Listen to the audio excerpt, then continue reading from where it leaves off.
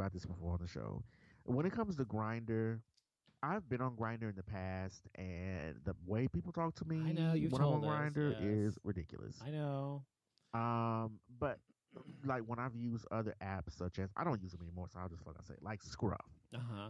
Didn't have that issue. I didn't get any name calling or anything of that nature, or called any type of racist name on there. Um, anything like that. So it only happens with Grinder, and it's like, but even when you read some of the profiles, they sound racist. They may not try to come off as racist, or maybe they Right. could, maybe they are. I White or don't know. black only, or no fats, no Or femmes, or whatever. no fats, no blacks, no Yeah. Asians. Right. Or they would say, you know, one time I said this on the show. I said this on the show once, several months ago, maybe a year ago, when I was using Grinder, maybe like a year and a half ago, or whatever. I simply said hello to a white guy. Yes. It wasn't anything. It wasn't like I was trying to get in his pants. It was like he was in close proximity. So I was just like, hi. It wasn't like try let's meet up and hook up or whatever. It was just a simple hello. This motherfucker replies and says, I'm not into tar babies. Yes, I know you told us that. That's Yeah. horrible. So, I'm just like, It's horrible. and I also feel like Grindr also kind of promotes it because there are a lot of times where they've actually had reports And they don't do a on shit about it, right? where people have complained to, send emails and messages to Grindr saying that, oh, this particular person is using racial slurs, Yeah, or yeah. they're really, demeaning a particular race or anything of the, that type of thing. And Grindr does nothing about it. Nothing. Yeah, I've read that before. I've heard that before. That people. I mean, there's been actual articles about how people have been called some really incredibly racist names, and I think Tar Baby's among that. And they have reported it to the administrators, not just on that one. There's in other sites too and things, and no one does anything about it and doesn't even respond to them. They said so. They don't, they don't block the person No, who's making these no, comments. they don't do anything don't about take it them at off. all. You get No, back on it, they're still there. it's all about profit. That's all. So they don't care about what's right and wrong. But anyway, yeah. Anyway, well, speaking of that though, that kind of leads me into the next thing, and that is there's this new series called Dreamboat, and it's about gay cruises. It's a new documentary about gay cruises. And, I've never been really interested or intrigued about going on a gay cruise. It never has appealed to me. Me neither. I'm glad and you said that. I've never had any kind of desire to go. Yeah. I've never had any desire to go. And my take on it is several things. And just from looking at the brochures and looking at the people who go and the people I've met who go, they're kind of people that I don't really like in the first place. And they're generally a bunch of, and I'm saying this because it's the truth. And also what I'm about to tell you says this as well. But the majority they're almost all completely Caucasian men only. Not only, but the majority. That's all they have on their brochures, man. Yes. And also, but this thing was saying, this documentary, this man was saying about, who wrote for Vice, said that it's an incredibly exclusionary experience because it says, quote, as long as the world is how it is, people will still need places where they can be themselves without fear and discrimination. And this is a place where they can do that. Or can they? There's a performance. He said that there's a, while making the film, he says he quickly noticed that when confined together on a boat for an entire week, the men quickly found ways to discriminate against one another for weight or for race or for age or whatever. And that's nothing new. Yeah, so it's just you're putting a bunch of gay men, 3,000 gay men, in one laboratory or one small area, and you get the same clicks and everything else. And the guy was talking about how that really just plays into the whole performance of masculinity that gay men feel they have to do. Like you have to be this certain kind of macho dude or whatever to be but here's accepted. The thing with that. Yeah. Here's the thing with that. First of all, I would never go on a gay cruise because I'm the type of person I don't want to be around gay men that long. Me either. Not that many gay men in one place. Area where I can't escape. No, I know. No, because I could after about 2 or 3 hours being around gay men, especially like a huge group of guys. I'm like, okay, I'm ready to go. I need to get the hell out of here. Right. But the thing is, it's like when they do these advertisements, even when it comes to TV commercials or radio, or not radio, but TV or either brochures, they always show white, athletic, muscled up gay men. Yes. You rarely see someone of color on a brochure. Mm-hmm. No, never and anybody average. No. and I mean, and they all look like models. I was like, okay, Right. not every like this is clearly not does not represent the No. gay community because not every gay man looks Well, like I a think model, it is as they representative. shouldn't be. I think it is representative of the men who go on those cruises because that's the kind of people it attracts. And I think that they actually, even though that's what you see in the brochures and stuff, I don't think you'll see people like me or you or most people we know who are gay going on those cruises because, first of all, most of us don't look like that, and secondly, it costs some money. I think I don't know how much it costs. Actually, I don't know. It's expensive, and then third of all, we just got we got better shit to do. Right? I know, right? I mean, truth be told, I'm not gonna sit on a fucking gay cruise. What's the between going on a gay cruise and spending $2,000 and going to a gay bar and spending $50, if that?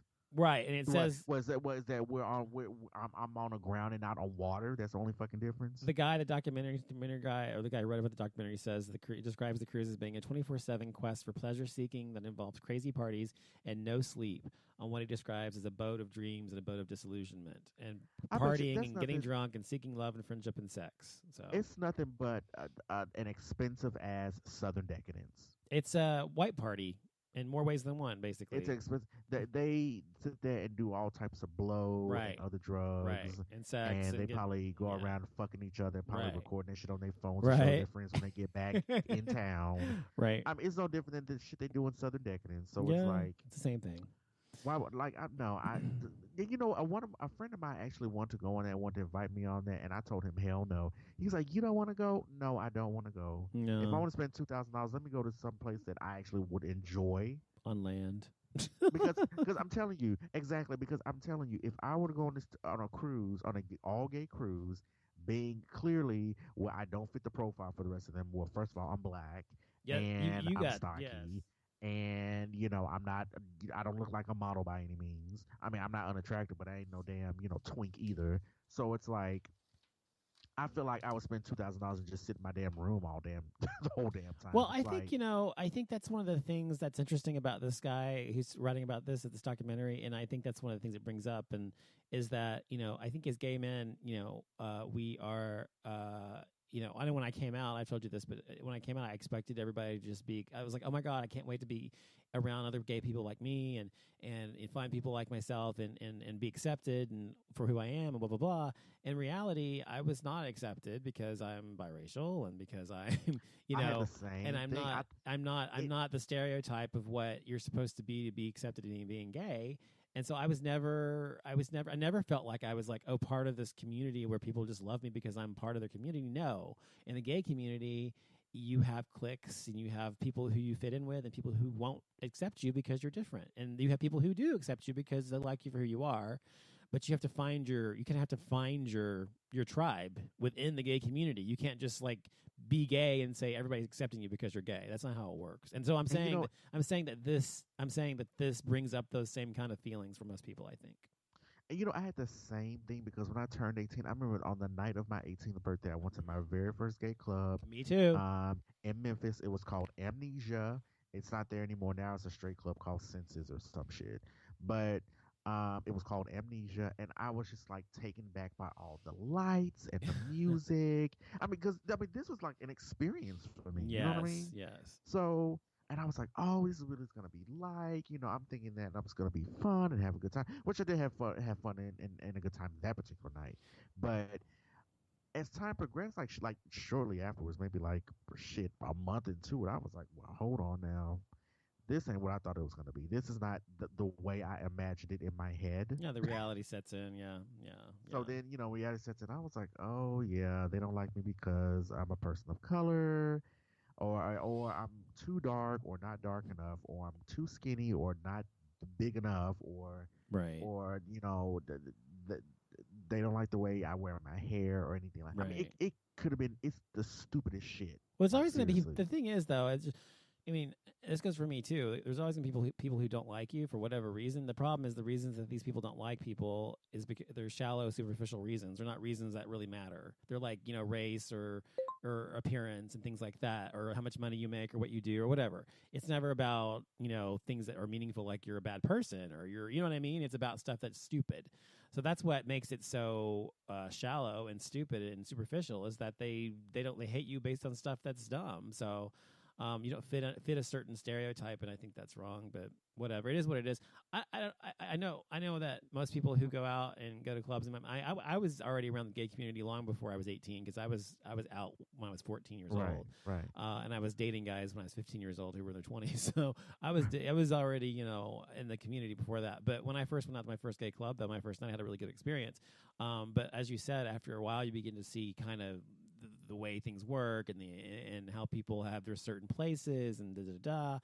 And I always railed against that shit. And I was just like, I wanted to be who I was. And I never tried to play the game or try to fit in. I just was who I was. And, I got left out a lot of the time because of that, because I didn't fit people's, like I had a best friend. He was like basically the epitome of the gay guy. And we were best friends in high school and after high school. And I was not the epitome of what most gay men wanted. And he was going, well, first of all, he was a huge slut, first of all, but he had, like I told you before, he had 300 partners by the time he was 22. But anyway, yes, he was going out and have sex all the time. But my point is that I would go out and with him, and everybody would just be like fawning all over him, and no one would pay me an ounce of attention. And even if I wasn't even around him, I might get attention, and half the time it was some guys I wasn't into. But eventually, I began to realize where my place was, where I fit in terms of the hierarchy in the gay community, and realized what kind of guys I attracted, what kind of guys I was attracted to, and that kind of thing, that made a difference. But I think that there's some gay guys who just fit a certain profile, and they get that kind of attention, and that's great for them, I guess. But most of us don't. And I think if you expect me to come and bow down to you because you fit some rigid idea of what beauty is, fuck you. So, but here's my thing with this. Here's my thing with the gay community. I understand. I feel like the gay community needs to fix their own issues within our community before you start wanting the general public, I would say, to accept us, have any sympathy towards you. Because everyone, I understand the gay rights and everything like that, and you want equal rights and everything. I get that. Trust me, I swear to God, I get that.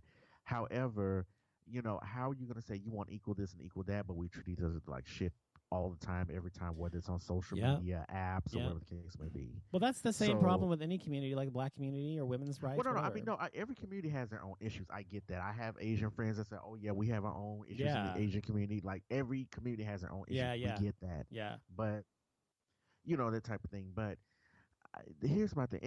It's just. I don't know where this whole cliquish thing comes from, and that type of thing. I don't feel like it's gonna go anywhere anytime soon, unfortunately. But it is what it is. And speaking of gay men and clubs and cruises and shit like that, so I went. I'm telling you a thing out of my personal life. So today's Thursday. So Tuesday night, I went to this bar in Dallas called the 10 Room. Ah, you went to the 10 Room? Now, this is my first time going ever in the You should have asked your friend Donovan. That's been there since forever, but go ahead.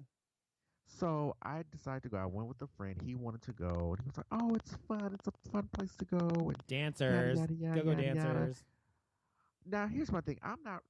Y'all already know how I feel about being around a whole bunch of gay men in one room, in one setting, in one, I can only tolerate so much. But being the friend that I am, I said, sure, I'll go. I was like, we're not going to be there long, are we? That was my first thing. He's like, no, we're not going to be there long. So I get there. And I was like, why do I feel like half these people in here are doing blow like right underneath my nose? No pun intended. And it was like, it was like people coming in with like backpacks, and I'm probably some of them were dancers, but it was like they were coming in and out real quick. I'm like, oh yeah. I'm like, they're doing fucking drug deliveries in this place. Like, it's not exactly like a upscale place. It's not like really, really low end or anything. It's just not upscale at all, and it's got that kind of element to it for sure. Yeah. And I was like, and I just saw like people seemed like they were high on something, and it was just a thing. And I was so like the whole thing just threw me off, and I felt so uncomfortable. And then I had some guy that was trying to talk to me who was. He was high on something. I think he was high on coke. Like seriously. Was it like talking really, really fast? Yeah, he was talking really fast. He was jittery. He was like, "Oh, I think you're really cute." I said, you know what? You can have fun. I'm gonna take an Uber home, and I Ubered home because I was like, I might have been there. I was there maybe 30 minutes. You don't need, you need to give it. I mean, first of all, that's fine. You're entitled to how you felt, but you need to give it more of a chance. You need to give it more of a chance. Here's my thing. I think I'm a low key gay. Yeah, I was always that way too.